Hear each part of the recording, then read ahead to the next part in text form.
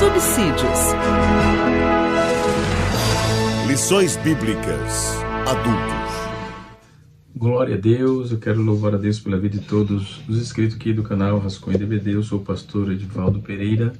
Nesta oportunidade estaremos comentando a lição de número 12. Estamos finalizando sim a nossa revista, a nossa lição, aliás, nossa matéria desse trimestre. Estamos estudando sobre duas personagens muito relevantes no Antigo Testamento, né? Ruth e Esther. E esse livro de Esther tem se revelado realmente, se aprendido bastante, temos aprendido de uma forma muito relevante, conteúdos totalmente interessantes. Nesta oportunidade, estaremos comentando a lição de número 12, que tem um título muito curioso e vai nos tratar sobre o banquete de Esther, né? E na lição de número 12, o banquete de Esther, denúncia e livramento, né? Vale a pena salientar, na lição de número 9, deixa eu me ver se é isso mesmo, na lição de número 10, na lição de número 10, nós tratamos sobre o primeiro banquete, né? O plano de livramento e o papel de Esther, né? Que no capítulo 5, a leitura proposta aqui, primeiro, o comentarista finaliza o capítulo 4, quando ele põe no capítulo 4 ao capítulo 4 do versículo 5 ao 17, e depois vai para o capítulo 5, é onde vem o primeiro banquete de Esther. O que é banquete? Quantos banquetes tiveram, né, na Bíblia? A Bíblia cita quantos banquetes? O que significa banquetes? Para que o primeiro banquete? Para que serviu? E o segundo banquete? Já estou falando dos banquetes de Esther, tá certo? Estas e outras informações teremos aqui no canal Rascunho da EBD, portanto não perca, não saia daqui. Se você está aqui pela primeira vez, está passando e não conhece o nosso canal, dá uma paradinha, observa. Se você gostar, se inscreva no nosso canal, deixe o seu like, compartilha esse vídeo para que passe para mais pessoas, que o Senhor Deus continue te abençoando. Aos inscritos, quero louvar a Deus pela vida de todos, no nome de Jesus. Quero externar minha gratidão a Deus aqui, ao meu pastor presidente, pastor José Wellington Bezerra da Costa, presidente da Confradesp, e o pastor vice-presidente, nosso pastor aqui no setor em Guarulhos, setor 19, pastor José Wellington Costa Júnior, meu pastor propriamente dito, e também o superintendente da Escola Bíblica Dominical. Tive a oportunidade de estar ali na nossa rádio FM 88.7, a Rádio AD Belém, tá certo? Rádio AD Belém também tem o seu canal, você pode se inscrever lá. Tem uma programação vasta, 24 horas, né? É uma rádio bastante abrangente e com a visão dos nossos pastores, tem se alargado as tendas ali. Deus abençoe ao Dário, Deus abençoe ao nosso irmão que nos recebeu ali naquele dia, na sexta-feira passada. Que Deus abençoe vocês no nome de Jesus. O pastor Robson, pastor John, né, que são os nossos, o pastor John é o nosso superintendente aqui da Escola Bíblica Dominical aqui no setor. Deus abençoe, meu nobre, Deus abençoe a todos os nobres irmãos das Assembleias de Deus, Ministério do Belém, no estado de São Paulo. Vamos ao que interessa propriamente dito, que é a lição nesse momento, né? Estamos estudando sobre o governo de Deus, o Deus que governa o mundo e cuida da família, não é? E essa lição vai falar de dois assuntos, de um assunto muito pertinente, como eu já disse, e será ministrada no próximo dia 22, tá certo? O tema da lição é o banquete de Esther, denúncia e livramento, tá certo? Mas afinal de contas, o que é banquete, né? Quantos banquetes existem na Bíblia, né? Essas perguntas, conforme eu já disse, vamos responder agora, tá certo? Aqui no canal Rascunho da EBD. O que é vinho? O que significa vinho? Qual era o significado do vinho, tá certo? Vamos para a lição propriamente dita, né? Banquete, no capítulo 5, nós temos o primeiro banquete. No capítulo 7, nós temos o segundo. Mas o que é banquete? Nós vemos que temos duas terminologias interessantes, mas para que servia? Em todo o Antigo Testamento, principalmente na Bíblia hebraica, nós temos aí, fala de festividades, fala de refeição, não é? O banquete fala de tudo isso, festividade, refeição, aplausos e etc, né?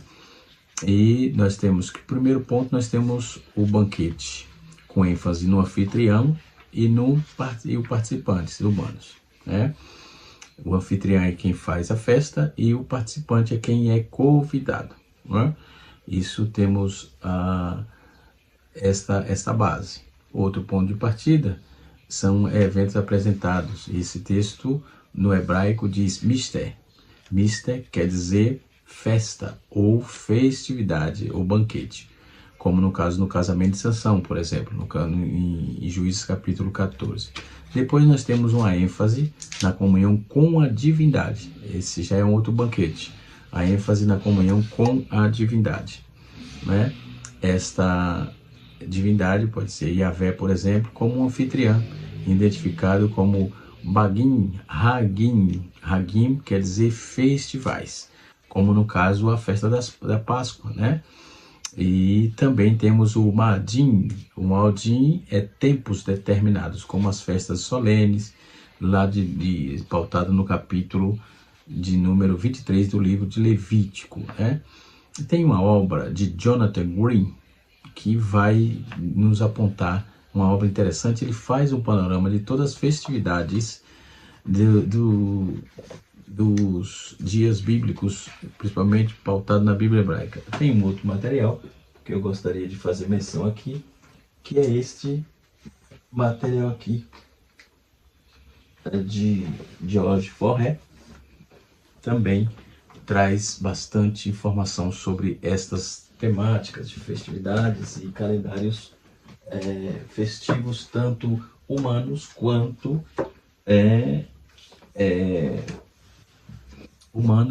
divino, né? E também temos esse livro que eu indico também, de Roland de Vaux, Instituição de Israel no Antigo Testamento. Muito interessante e é indispensável na biblioteca de um estudioso da Bíblia e das culturas, aliás, judaicas, né? O conceito de mistério, de onde vem isso? É um substantivo que significa banquete e festa, né? E esse substantivo, essa terminologia, ela aparece 47 vezes na Bíblia, né? Quantas vezes banquete? 47 vezes. Tendo sua grande concentração aí nos escritos, por exemplo, né? Que o livro de Esther faz parte dele, né? Esse escrito. Então, 30 ocorrências aparecem nesse livro escrito.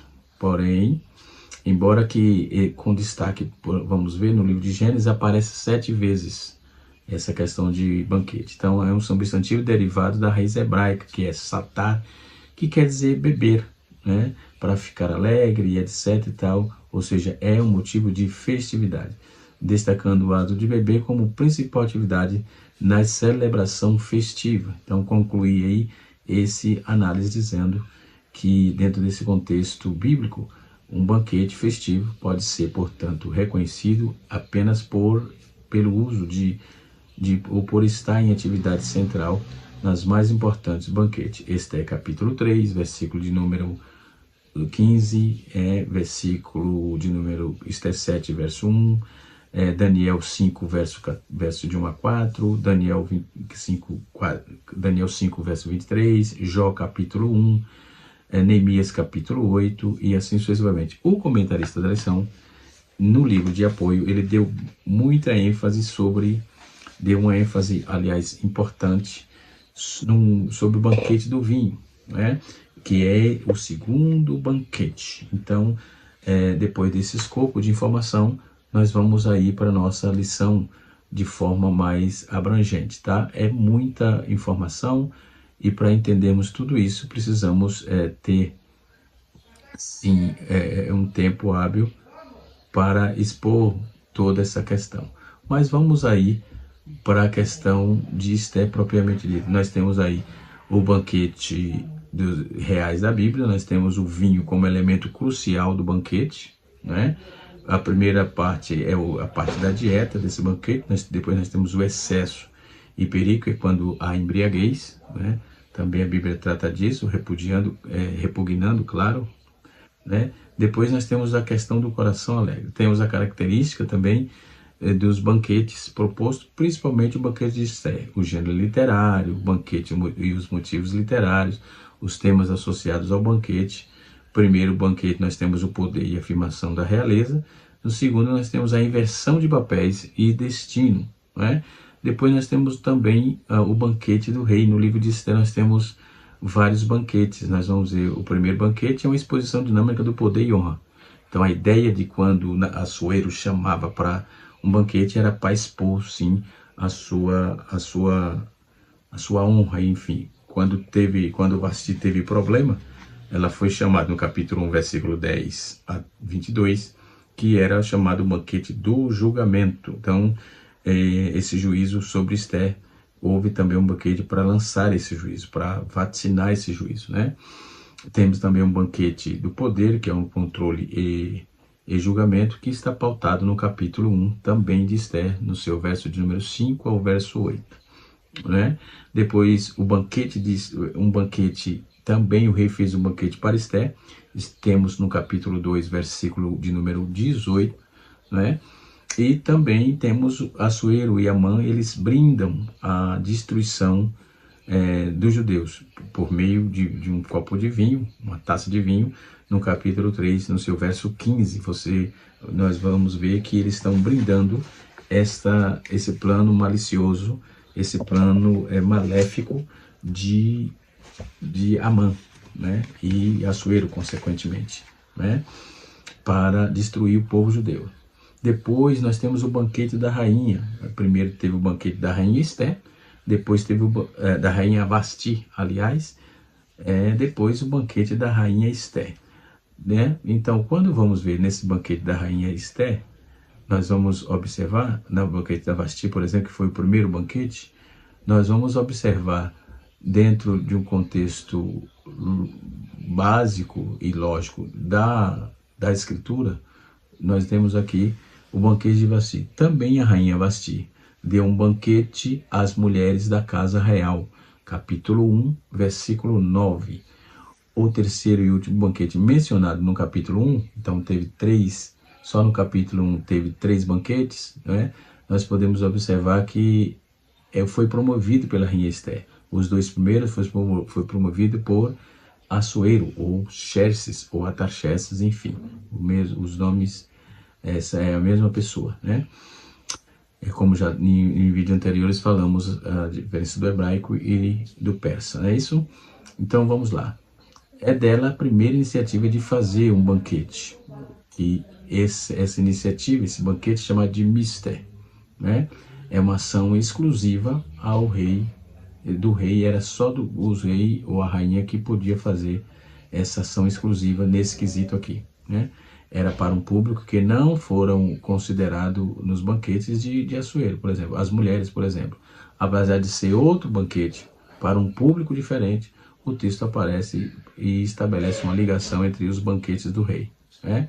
E nós vamos observar, por exemplo, que no versículo 9 começa assim com a particular.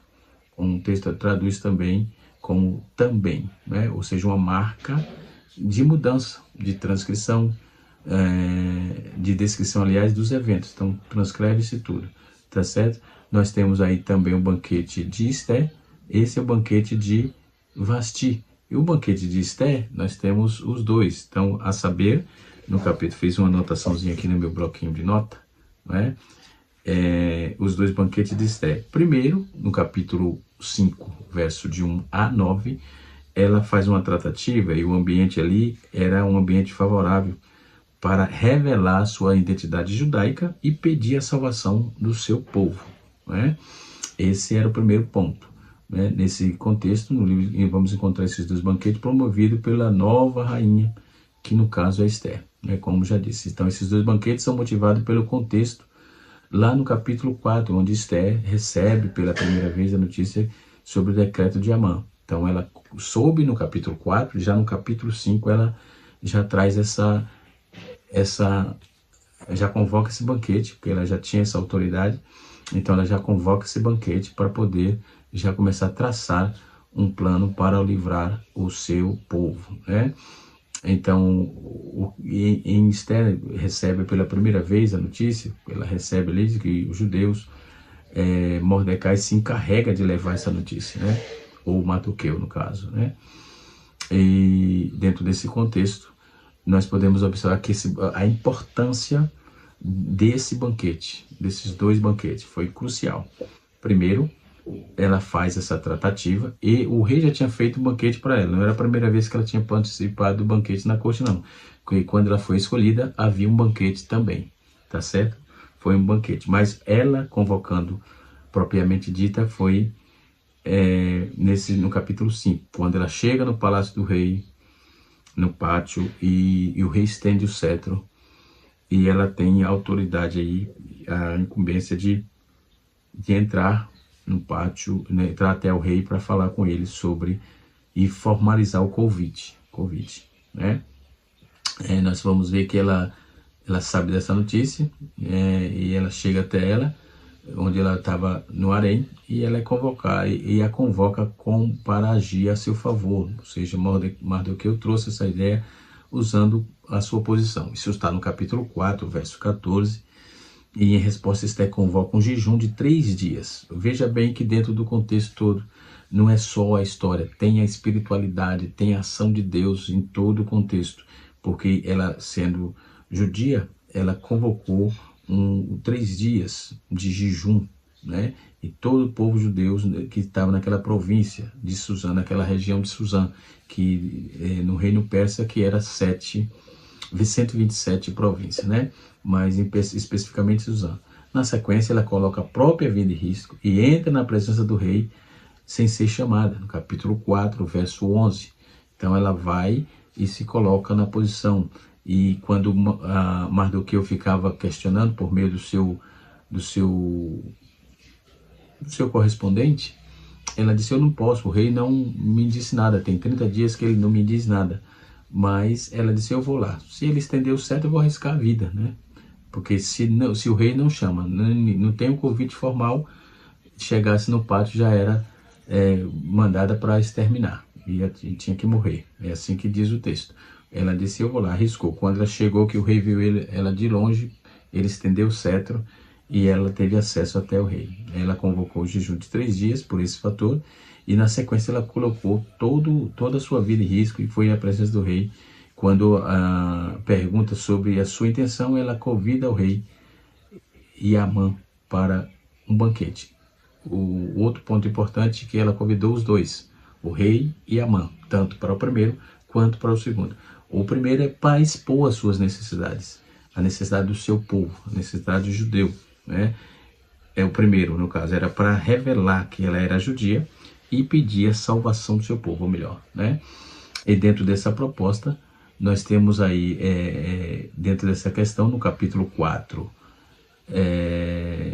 no capítulo 5, versículo 4 e 8, na verdade, se nós formos de capítulo 1, estou até com a Bíblia aberta aqui, capítulo 1, no capítulo 5, versículo 1, nós temos aqui, ó: e no terceiro dia, Esther vestiu-se de traje e se pôs no pátio interior do palácio do rei, de frente à sala do trono, e o rei estava assentado no seu trono real, na sala real, olhando para a entrada. Entendeu? Tudo no tempo certo, na hora certa.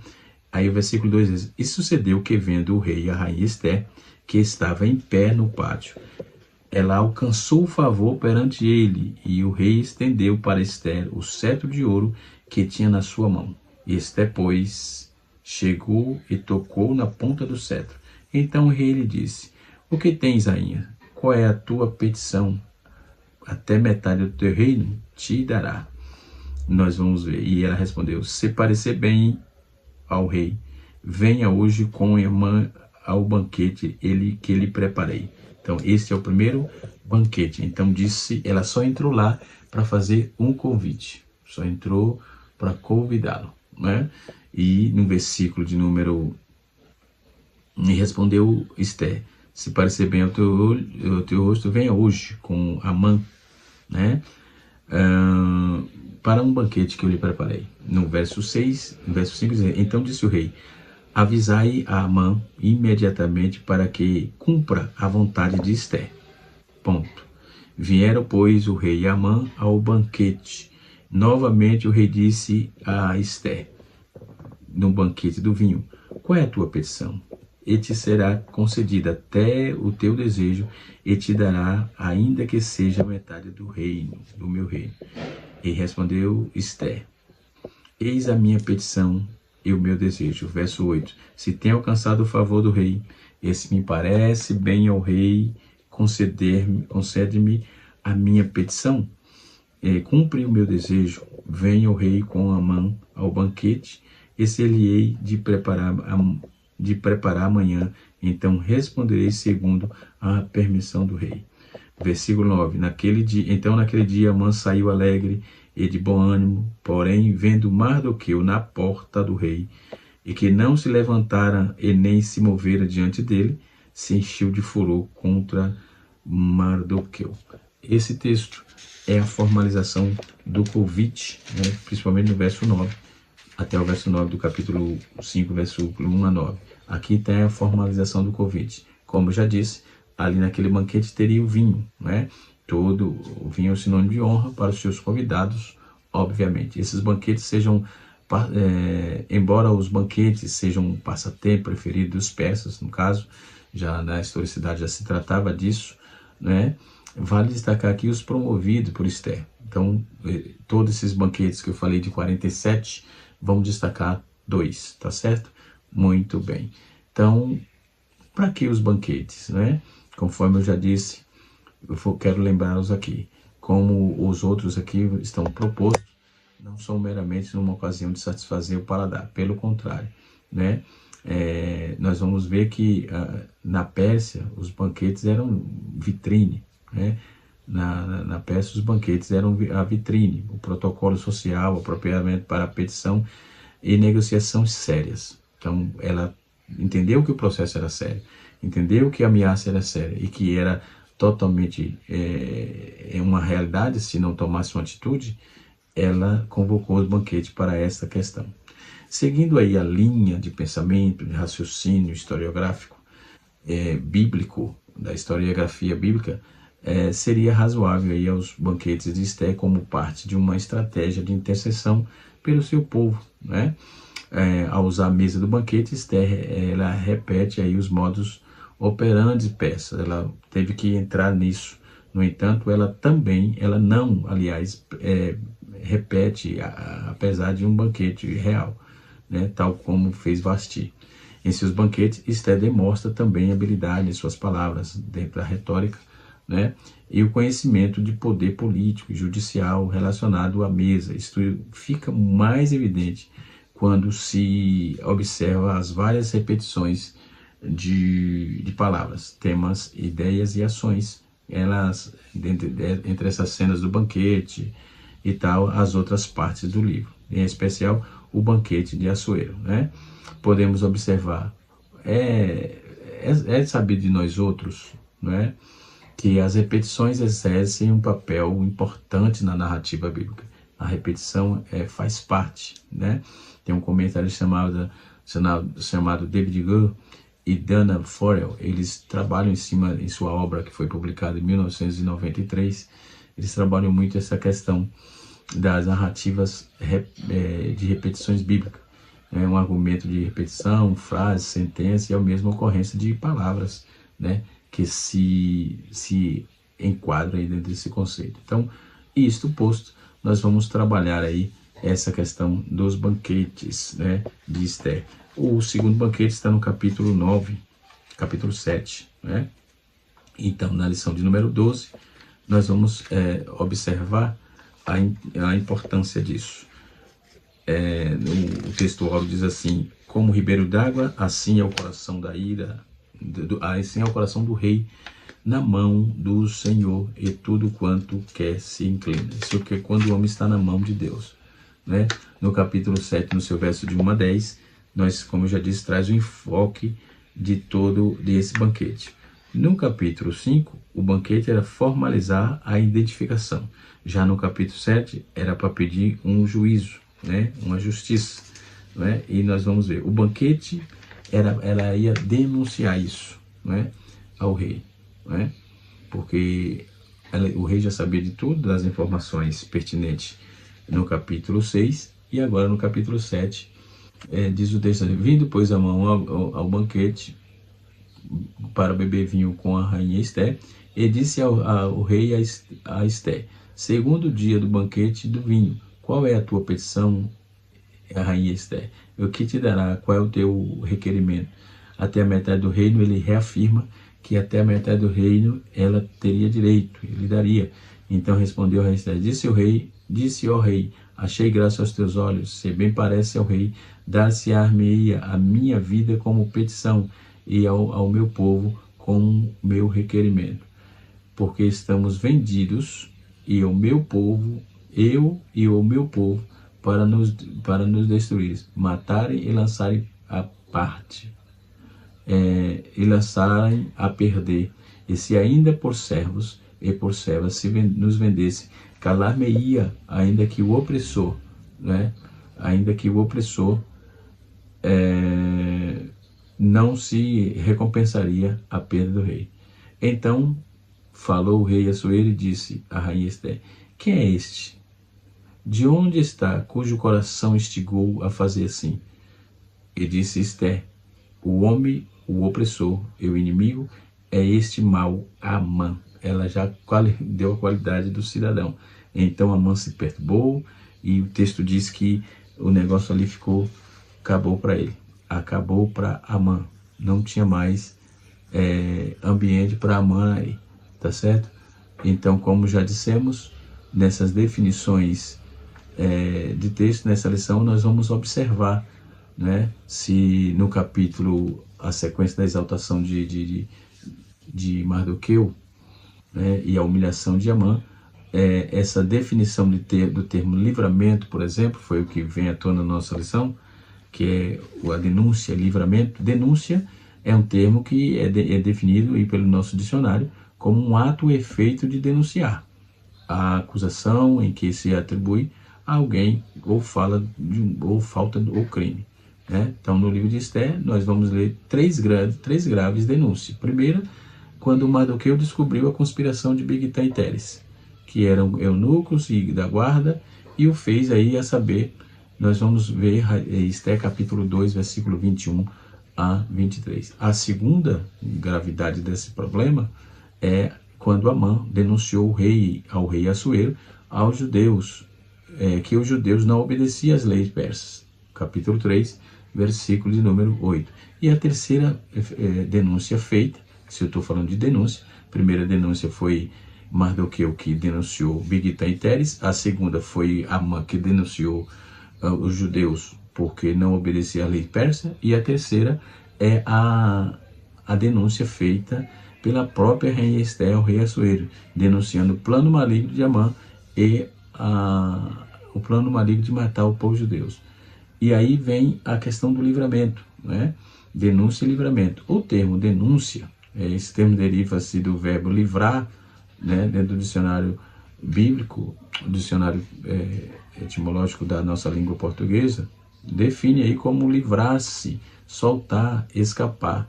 As duas das três acusações mencionadas no livro de Esté eram, no caso, que eram verdadeiras, e ambas resultaram em livramentos. A primeira impediu que o rei Assuero fosse morto, e a segunda impediu que os judeus fossem executados. Então esses livramentos estão expostos. Primeiro, Amã foi o ápice desse livramento, usado por Deus para livrar o rei desse mal. E quem ocultou essas informações possivelmente, que estamos vendo, foi o Amã, que sabia dessas ocorrências, tanto que foi morto Bigtã e Teres assim que que eles fizeram essa proposta de envenenar o rei. A segunda denúncia, o segundo livramento foi Deus, os judeus que foram impedidos de ser executados. Esther capítulo 8, no seu verso de 1 a 7, isso vamos ver na lição de número 13, né, que está fechando já o nosso trimestre. Então, por uma providência divina, eles foram livres dali depois do decreto montado para matar todos os judeus, né? E eles tivessem assim, se o rei tivesse, todos os judeus ali estivessem assinado aí. No capítulo 3, versículo 8, versículo de 8 a 15, no caso, o rei Assuero escreveu um decreto, outro decreto dando aos judeus o direito de se defender e de se vingar. Observe que a ação divina está intrinsecamente, constantemente dentro do texto, né? Então, os 2 banquetes oferecidos para Esther, né, após o período de jejum de 3 dias, a rainha Esther vestiu-se de vestes reais e compareceu à presença do rei, mesmo sem ser chamada. Então, assim, esse se deu o primeiro, o convite do primeiro banquete, e até a metade do reino ele disse que daria. Esse é o primeiro banquete. Nesse primeiro banquete, a rainha Esther não denunciou o plano de Amã. Pelo contrário, ela apenas convidou o rei para comparecer ao seu segundo banquete, juntamente com Amã, que seria realizado no dia seguinte. Então, dentro da sequência, ela tratou isso com sabedoria, com cautela, com prudência, né? E podemos ver essa base contextualizada no texto no capítulo 5, no seu verso número 5 até o verso 8 do livro de Esther, obviamente, que é o que estamos estudando, né? E aí nós podemos ver, já o segundo banquete, né, no segundo dia o rei compareceu, era o banquete do vinho juntamente com Amã. Então ele perguntou a Esther, qual é a tua petição? Esse se te dará, e qual é o teu requerimento? Até a metade do reino se fará. Esther capítulo 7, verso de 1 a o verso 2. Da mesma forma, a pergunta, a resposta foi de forma imediata. A essa altura, talvez o coração da rainha estivesse acelerado, né? Podemos observar e imaginar isso, né? Uma jovem judia, sem nenhuma tradição real, estava ali diante de um grande imperador, de um imperador persa, de um grande notabilidade, né? E também que estava ali como algoz do seu povo, e teria aí que ser firme nas suas declarações. Toda vez que você tiver que falar alguma coisa, seja firme nas suas declarações, né? Então, este se revelou a sua mulher, revelou-se a uma mulher forte, no caso, Esther, uma mulher decidida, que denunciou Amã, no capítulo 7, verso de número 3 a 6, entendeu? A força moral de Esther certamente vinha de fato à tona, porque ela tinha moral para falar com o rei, né? Então tinha caráter. Então a disciplina, não sem tudo isso é preciso considerar que não há discernimento, crescimento moral sem disciplina. Não se foge a caráter sem, muito menos, sem a disciplina não se foge a caráter, não se constrói nada, principalmente uma estrutura emocional forte, né? Então Esther foi essa mulher que não se perturbou, que não se titubeou, aliás, que não titubeou no momento de denunciar o Amã, né? Podemos ver a denúncia de Esther e a sentença de Amã. A Esther denuncia, e a rainha Esther, então, porque estamos vendidos, eu e o meu povo, nos destruírem, para nos destruir e matar e lançarem a perder. Capítulo 7, verso 4. Aí, se é bem possível o rei tenha pensado que seria uma petição da rainha Esther. E qual era a importância para ela? O ponto de preparar aqui 2 banquetes e fazer a sua petição. Para a surpresa de Assuero, ela falou que a vida do seu povo estava em risco. Se tivesse vendido os judeus como escravo, o pagamento deveria ser considerado justo, mas vendê-los para a morte, a destruição absoluta, então Warren Wiersbe, no seu comentário, na página 723, trata muito bem essa questão, quando ele diz, porém, em grande escala, era algo que não seria por ignorar. Então, Esther intercede corajosamente para o seu povo. Aí a pergunta do Assuero, ao tomar conhecimento que a rainha Esther estava ameaçada de morte, o rei perguntou, então quem é este? E onde está esse cujo coração instigou a fazer assim? E disse Esther: o homem opressor e o inimigo é este mau Amã. Não tinha como Amã correr, não tinha o que fazer para ele, porque ele participou das duas reuniões, dos dois banquetes, das duas festas. Preparação para se revelar a sua nacionalidade, e agora a denúncia propriamente dita. E Amã foi tentar suplicar e tal, correr atrás, não tinha muito o que fazer. Glória ao nome de Jesus. Então, podemos observar que dentro desse contexto, ela deixou muito claro e foi muito assertiva, porque não dava trabalho ao rei, pelo contrário, tinha moral para falar com o rei acatou de pronto, né? E Amã tentou suplicar, e então veio a sentença de Amã. Depois disso, Amã foi preso, e um dos eunucos do rei, por nome Harboná, ele informou ao rei que Amã também havia mandado fazer uma forca para Mardoqueu. Então determinou a Amã que fosse enforcado na mesma forca, a forca construída para Mardoqueu. Exaltado seja Deus para toda a eternidade. Então, a provisão de Deus para livramento do povo. Que Deus em Cristo nos abençoe e que o Espírito de Deus continue falando de uma forma toda especial no nosso coração. Esse canal Rascunho DVD, ensinando para transformar vidas.